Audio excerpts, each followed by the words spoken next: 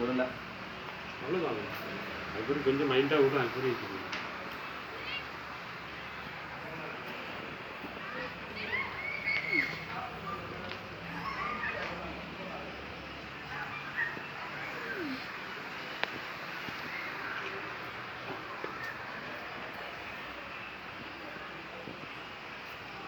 உடம்புல வந்து வாயு அதிகமாக இருக்கணும், ஹீட் அதிகமாக இருக்கும். அதனால தான் உங்களுக்கு வந்து இதுமே வலி தாங்க முடியும்.